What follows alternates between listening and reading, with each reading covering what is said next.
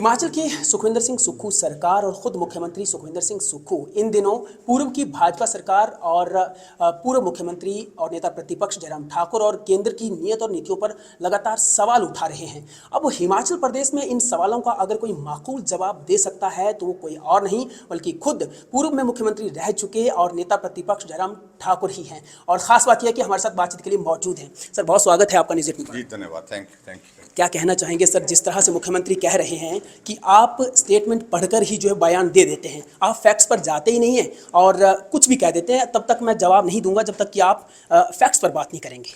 देखिए, मुख्यमंत्री जी को इस बात को लेकर के मालूम होना चाहिए कि उनका कार्यकाल अभी 2 वर्ष का भी पूरा हुआ नहीं है। वो बहुत बड़ी ज़्यादा सलाह देने की कोशिश कर रहे हैं। मेहरबानी करके अपनी सलाह अपने पास रखिए। हम स्पष्ट कहना चाह रहे हैं, जो कुछ भी हम कह रहे हैं हमने तथ्य पर बोला है, फैक्ट्स पर ही बात की है। और मुख्यमंत्री जी, आपको 2 वर्ष का कार्यकाल हो गया, होने जा रहा है, तो आप भी कम से कम तथ्य पर बोला करें, फैक्ट्स पर बात किया करें। ये झूठ बोलना, सत्ता तो हासिल कर लिया आपने, झूठ बोल करके, गुमराह करके, लोगों को ठग करके सत्ता तो हासिल कर ली, लेकिन लंबे समय चला नहीं पाएंगे। लोग आज आपकी सारी बातों की हंसी उड़ा रहे हैं, मजाक उड़ा रहे हैं।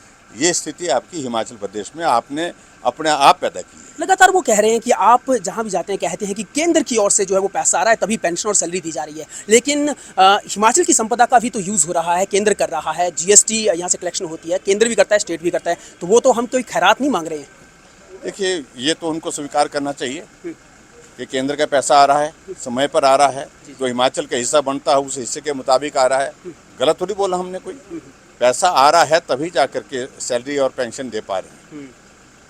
अगर केंद्र का पैसा आ रहा है तो आपका क्या दायित्व नहीं बनता, नैतिक दायित्व नहीं बनता है कि आप एक फेडरल स्ट्रक्चर में रहते हैं, संघीय ढांचे में रहते हैं, कि केंद्र के सहयोग के लिए आप धन्यवाद करें। आप 1500 करोड़ रुपए से ज़्यादा हिमाचल प्रदेश के लिए अनटाइड ग्रांट, जो हमारी जो स्पेशल ग्रांट होती है, वो उसके तहत पैसा आपको हिमाचल प्रदेश के लिए मिला, जो हमको 800 करोड़ भी नहीं मिला, उनको 1500 करोड़ रुपए मिल गया छोटे से कार्यकाल में। क्या इसको मेहरबानी नहीं बोलेंगे, जिसमें आपको बिना ब्याज के 50 साल तक आपको उसको वापस करना है? इतनी बड़ी मदद हो रही है केंद्र की ओर से, उसके बावजूद भी आप केंद्र के खिलाफ बोलते रहें। थोड़ी सी लज्जा होनी चाहिए, थोड़ी सी शर्म होनी चाहिए, ये बहुत लाजमी है, ये लोकतंत्र में भी।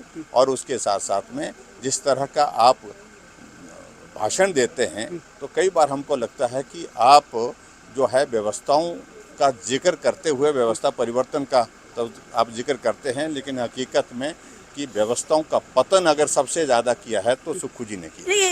एक वक्त था जब वो कहते थे कि मिशन लोटस का हवाला दिया करते थे कि भैया भाजपा जो है वो मिशन लोटस की बात करती है। आज मौजूदा स्थिति आप कैसे देखते हैं, क्योंकि बहुत सारे अंदर खाते ही उनके खुद घर में ये कहें कि गृह कला की स्थिति जैसी बनी हुई है, उसको लेकर क्या कहेंगे? देखो, अपनी नालायकी होती है जब उसको छुपाने की कोशिश करते हैं, पर्दा डालने की कोशिश करते हैं, लेकिन अब बेपर्दा हो गया है। आपके विधायक आपको छोड़ करके जा रहे हैं, खुलेआम जा रहे हैं, तो रोकने का जिम्मा हमारा तो नहीं है ना।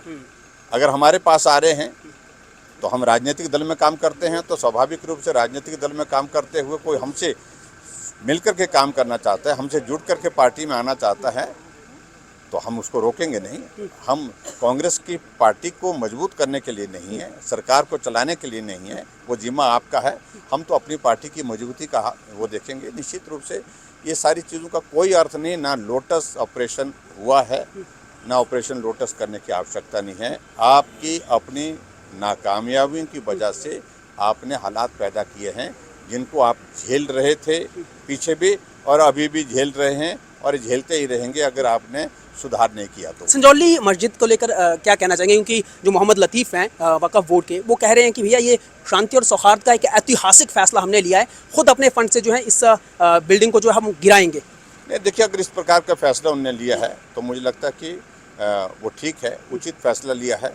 और सही मायने में सारे मामले को लेकर के सरकार को जो कदम उठाना चाहिए था, सरकार उस कदम को उठाने से हिचकिचा रही है, क्योंकि ऊपर से आदेश इनको आ गए, फरमान आ गए। मंत्रियों ने पहले मस्जिद को तोड़ने की बात कही तो उनको आदेश आया कि इनको मंत्रिमंडल से हटा दो, मस्जिद वहीं रहेगी लेकिन तुम मंत्री नहीं रहेंगे, तुम बोलो। मंत्री ने पलटवार ये मतलब अपनी अपनी वो स्टेटमेंट पलट कर ली। और उसके बाद दूसरे मंत्री ने स्टेटमेंट दिया कि जो हमारे जितने भी हमारे स्ट्रीट वेंडर्स की जो पॉलिसी है उसके मुताबिक जो है आपको अपना वेरिफिकेशन करना पड़ेगा। उनको भी कह दिया चुप रहिए, नहीं तो झेलना पड़ेगा। तो ऐसी सारी चीज़ें वहाँ पर हो रही हैं। लेकिन ये जो फैसला उनने खुद किया है, जो कमेटी है मस्जिद कमेटी, उनने फैसला किया है। अगर फैसला किया है तो मैं समझता हूँ उस फैसले पर वो आगे बढ़े, आगे देखते हैं क्या होता है। आउटसोर्स के ड्राइवर जो निकाले जा रहे हैं उनको लेकर कुछ कहना तो नहीं चाहेंगे? ना, हमने बड़ा साफ कह दिया कि HPSC से पहले 51 अधिकारी निकाले गए, पद ही समाप्त कर दिए उनके। अच्छा होता तो CPS को समाप्त करते, जी जी। CPS के पास शुरुआत करते तो अपने यहाँ से करते। SC, एक्शन, SDO 51 हटा दिए। अब मालूम पड़ा कि 81 ड्राइवर के पद भी समाप्त कर दिए।